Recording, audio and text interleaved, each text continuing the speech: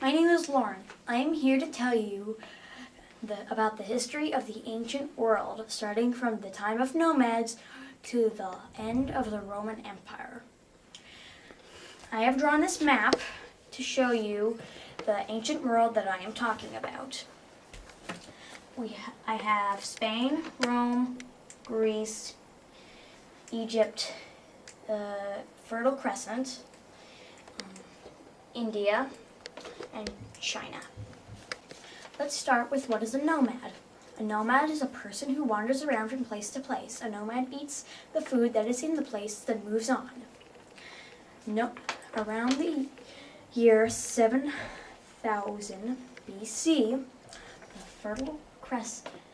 the Fertile Crescent, nomads settled down between the Euphrates and the Tigris rivers. They started to be farmers. It is believed that the first people became more civilized between the Euphrates and the Tigris River. They formed villages, then cities, then nations. The Fertile Crescent became known as Sumer. Sumer was broken up into many city-states. Each city-state had its own king and army.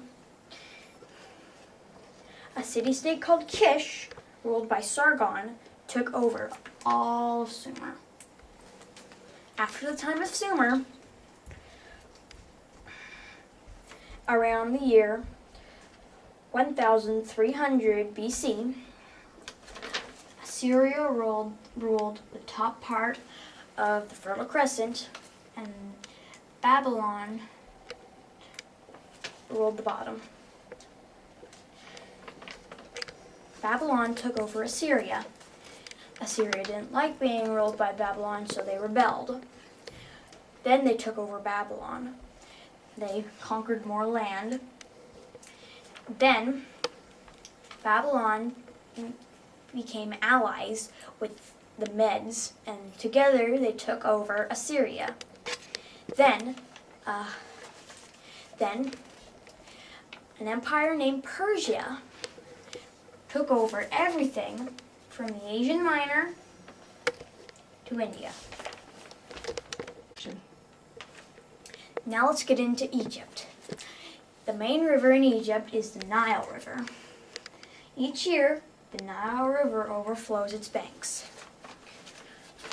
Egyptians build pyramids as burial chambers for the deceased pharaohs. The pharaohs were made into mummies. Anyone could be made into mummy as long as they could afford the expensive procedure. Around the year 1991, the Egyptian pharaoh Amenemhet took over their neighboring country, which is located right around here, Nubia. They renamed Nubia Kish. Around the year 1473 BC, Hatshepsut became the first woman pharaoh. She took away the throne from her nephew. Her brother died as a pharaoh and left the throne for his son, who was still a baby. Hatshepsut volunteered to be the pharaoh while the son was growing up. When it was time for him to be the pharaoh, she wouldn't give up her throne. She wore men's clothing to convince the people of Egypt that she was fit to be pharaoh. She even wore a fake beard on the throne. Egyptians were the first to use paper. They called it papyrus. The Egyptians had written records. Now let's talk about China. Here's China. China was not called China yet in the year 2690 BC.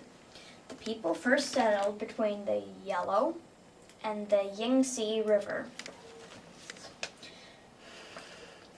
Then Huangdi united all the villages of the Yellow River Valley, which is between the Yellow and the Yangtze River, together. Legend has it that he discovered medicine. It also says that his wife discovered silk. Later on, the area where China should be was broken up into little countries. They were ruled by warlords. They had their own armies. Then a person named Qin Zhang united them. He was mean. He made all the warlords of the countries live in his palace under a close guard so nobody could rebel. He made the people a great wall. Anyone who disobeyed his laws were punished cruelly. He named the country after himself, China. Around the year 1500 BC, people moved into India, which is right here. They divided themselves up into 4 castes: priests, warriors, farmers and traders, and servants. Farmers and traders were in the same caste. The people who were not in either caste were called untouchables. They picked up trash off the street. It was an awful thing to be born into an untouchable family. If your parents were untouchables, you had to be untouchables. You had to be an untouchable. You could only marry an untouchable. If you were a farmer, you could only marry a farmer. Same thing with everything else. Now let's get into Greece. Greece is located right here. Around the year 1450 BC, the Mycenaeans, Greeks, took over Crete, which is right here. A tribe of wild barbarians took over the Mycenaeans. The barbarians became Greeks. They settled down into cities and became less barbaric. Each city had its own king, army, and laws. Now to get into Rome. According to stories, Rome was founded by 2 brothers, Romulus and Remus. Rome used Greek gods. They just renamed them. Most of our planets in the solar system are named after Roman gods. They were the first to use concrete. They built roads and they had gladiators, who fought in an arena, and the last one alive was the winner. Later on, Rome had pretty bad rulers. One of them made his horse in charge while he was on vacation. He told the people of Rome to do whatever the horse said. The worst was Nero. When the city of Rome burned down, he said, "Well, at least I have enough room for my new castle."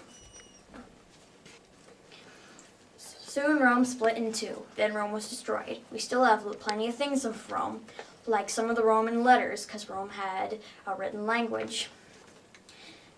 And have you ever used PS at the end of the letter? That's Roman.